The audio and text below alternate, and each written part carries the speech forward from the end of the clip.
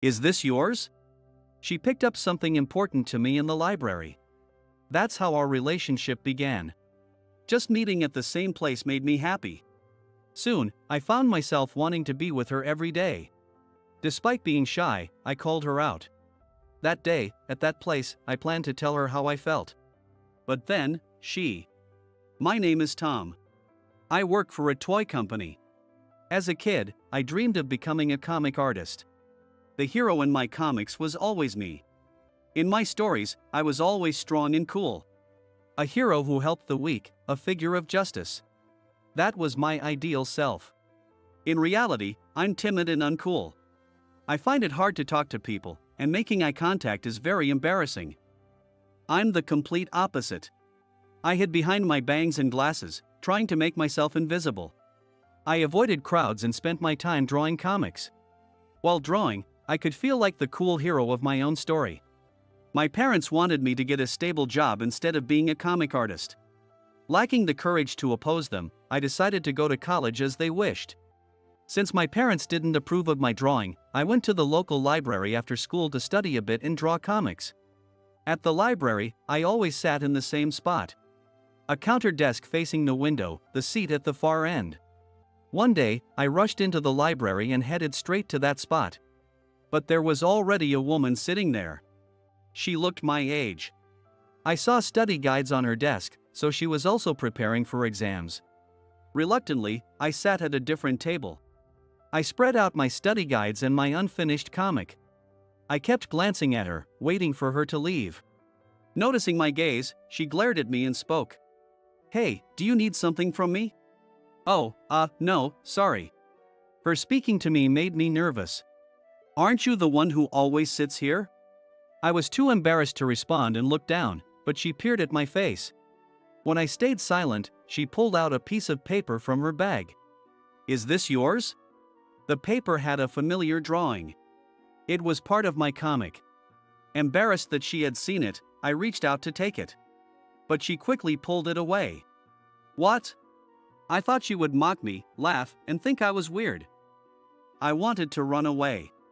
"Wow, did you draw this? It's amazing. It looks like a real comic, and the art is great." Her reaction was different from what I expected. "I found it under the desk and thought you might come back for it." She said this as she handed the paper to me. I was embarrassed by her confident and clear speech, and I kept my head down the whole time. My face was probably bright red. I silently wished she would just leave. "You're a student too, right? Drawing comics while studying, that's impressive." She smiled as she spoke to me. "Ah, well." I mumbled, feeling awkward and ashamed of myself. But she didn't seem to mind and said, "I can't figure out this problem. Do you know how to solve it?" "Oh, what's your name?" "I'm Sarah." "I'm Tom." "Okay, Tom, help me with this." Sarah moved to the seat next to mine. Well, you see, this is how."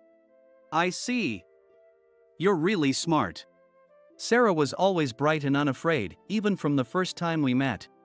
She treated me normally, despite my timid and awkward demeanor. Without planning it, we started studying together at the library after school. "Tom, you like this seat, don't you?" Sarah said as she let me have my favorite corner seat and sat next to me. "Oh, thank you." Sarah became the only person who made me feel at ease, someone I could spend time with after school and talk to. "Tom, do you have any dreams?"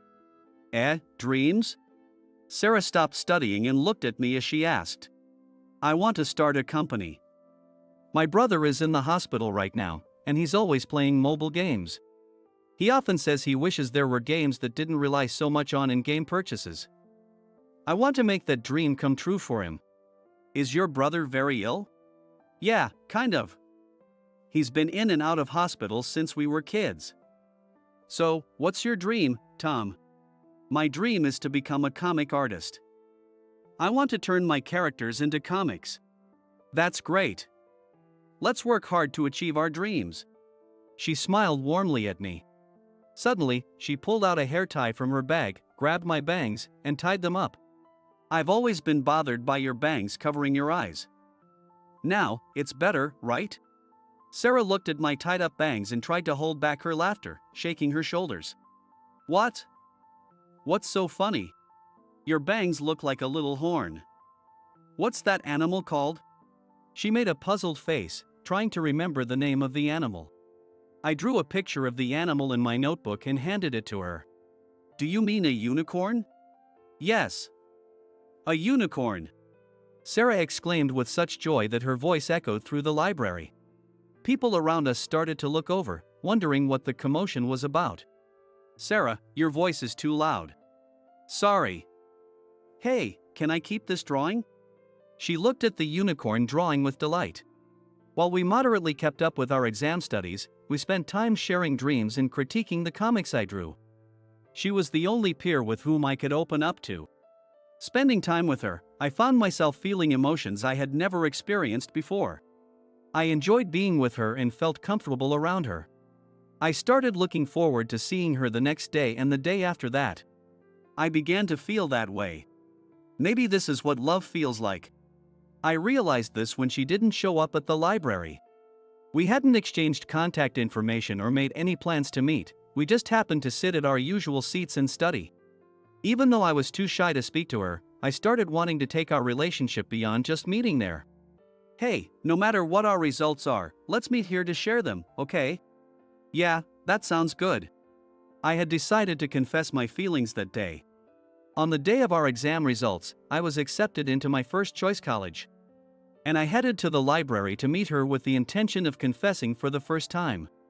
I arrived 30 minutes early, my heart pounding with excitement and nervousness.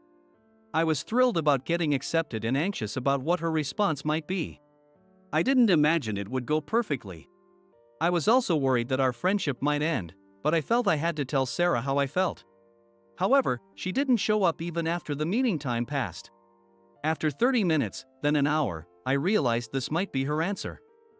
And I left the library and went home. Without exchanging contact information, attempting a confession had been a mistake. I buried my feelings for Sarah deep in my heart and started my college life. I knew I needed to change, so I tried to be more social with my classmates. Despite my efforts, my personality didn't change much, and I still struggled with social interactions.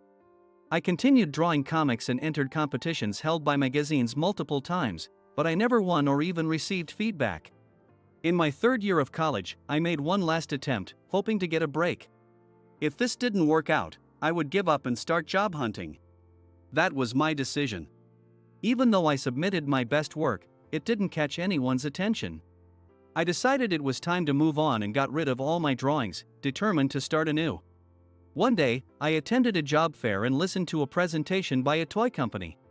In their development department, I might be able to create characters and see them become products. Hoping to see the characters I created on store shelves as products, I decided to apply to several toy companies.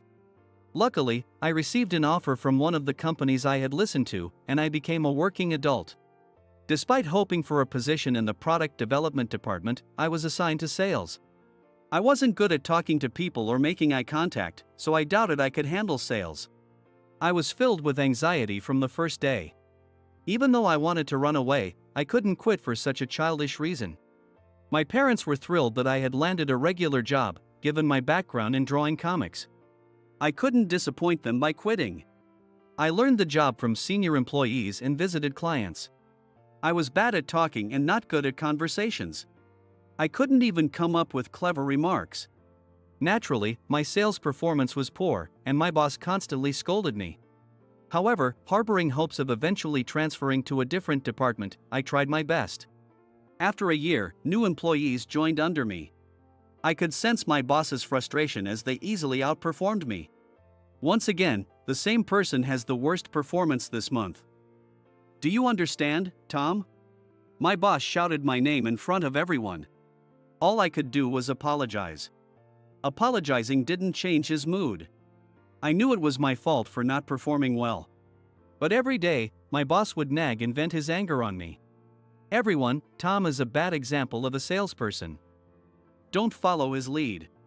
He had it in for me because of my poor performance. Even though he said that, I couldn't prove him wrong through my work. Every day was filled with reprimands and apologies. I didn't take this job to do this. I wanted to create my own characters. While apologizing, I remembered the dream I shared with Sarah. Back then, I had clearly told her I wanted to be a comic artist. What would she say if she saw me now? While apologizing, I thought about my days with Sarah. Thanks to her, I was slowly able to express my feelings. But now, I was just like I was before meeting her. I wanted to break out of my shell. Determined, I tried harder to be clever and converse with people. The more I tried, the more I felt something inside me breaking, and I was mentally exhausted more than physically. One day, I absent-mindedly drew in the margins of some documents. Tired of not being myself, my hand moved on its own. My boss happened to see it. "Hey, Tom. Slacking off and doodling during work, huh? What's this?" He snatched the paper from me and tried to show it to others, intending to make me a laughingstock. "Please stop," I said lightly. My voice didn't reach him, who was amused by showing my drawing to everyone. A guy who can't even handle sales properly is spending his time on childish drawings. What a privilege. At that moment, I remembered the first time Sarah complimented my drawing. She said my drawing was good. Seeing my boss trying to ridicule it felt like he was tarnishing my memories with Sarah. So I forcefully grabbed the paper from his hand and shouted, "You have no right to insult this drawing." My loud voice made him flinch for a moment, but he quickly glared at me. "You think you can?" He started, but I cut him off by handing him the resignation letter I always carried. "I quit," I said, leaving without looking back. After storming out of the office, my legs were shaking. Though I had planned to leave eventually, I couldn't believe I had stood up to my boss. But I also felt a sense of relief. As I got closer to home, I began to worry about how to tell my parents. I didn't have another job lined up. What would I do next? These thoughts made my legs tremble again. Unable to head home, I sat on a bench in a nearby park and opened my phone. Since carrying my resignation letter, I had been checking job sites. I thought about pursuing the path of a comic artist again. I considered working as an assistant and learning more about making comics. But I no longer had the energy or courage to continue chasing that dream. So I looked at job sites, wondering what I could do. I hated not doing well and getting scolded by my boss. I worried that quitting for such reasons would be running away, but I ended up leaving anyway. Despite my poor social skills, I managed to stick with the sales job for 3 years. I felt I should be proud of myself. But what would Sarah think if she saw me now? Would she encourage me? Or would she be disappointed by my unchanged self? As I pondered this, I noticed a familiar drawing on a job site. It was the unicorn I had drawn for Sarah. Intrigued, I checked the job details. It was a company developing mobile game apps. At that moment, I remembered Sarah's dream. She wanted to start a company for her brother's dream. On the day I quit my job, I saw the unicorn drawing and felt it was fate, so I hurriedly applied to the company. The next day, I received a reply to my application. The email contained the date and location of the interview. I prepared my resume and headed to the specified location. It was a small apartment. When I knocked on the door, a man answered. "My name is Tom. I have an interview scheduled today. We've been expecting you. Please come in." The man guided me into the room. "Please wait a moment." After a few minutes, the man returned with a woman. He left the room, leaving me alone with her, and she started speaking. "Tom, I'm the CEO, Sarah." Although I had somewhat expected it, I still gaped at the sight of her introducing herself as the CEO. "I'm glad you recognized it. I put that drawing on the job site as a message for you, Tom. I'm happy you got it." Sarah smiled as she spoke, unfazed by my astonished expression. "And that man who showed you in is my brother, John. Are you listening?" "Yes, I'm listening," I replied, looking at her with a mix of confusion and surprise. "Are you surprised I'm the CEO? I fulfilled my dream. It seems like you haven't achieved yours yet, though." She seemed to be pleased about my not becoming a comic artist. I never had the talent to be a comic artist anyway.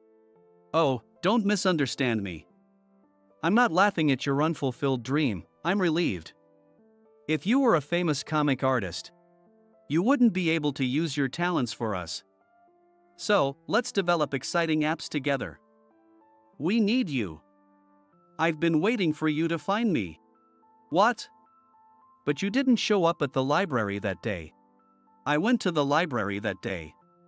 I arrived an hour early, but then I got a call that my brother's condition had suddenly worsened.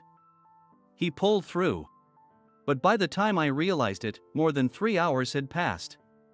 When I returned to the library, you were already gone.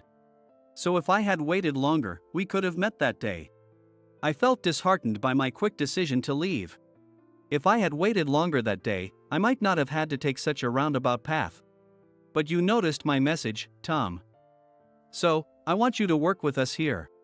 Hearing her words filled me with an indescribable sense of strength. Then, let's meet at the library again, one more time. What? At the library?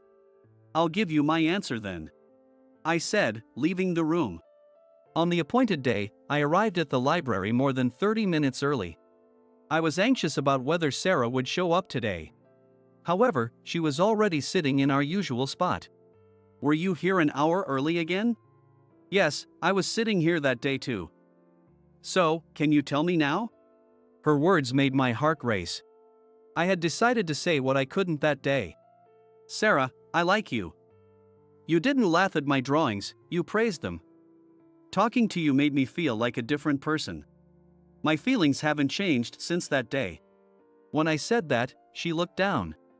Then she beckoned me closer, pointing at something. Look here. I left a message that day too. I looked at the desk she pointed to. There, faintly, were the words Love Tom carved into the desk. Do you think I'll get in trouble if they find out? She smiled playfully. Is this? I should have said it sooner. It looks like we both had feelings for each other. Saying it out loud is kind of embarrassing, though. And so, I decided to join her company. Even though it was just Sarah and her brother John, it was still a company. I then turned the unicorn drawing I gave to Sarah into a cute character for a game where you could raise it as a pet. I created the characters, and John programmed them into the game.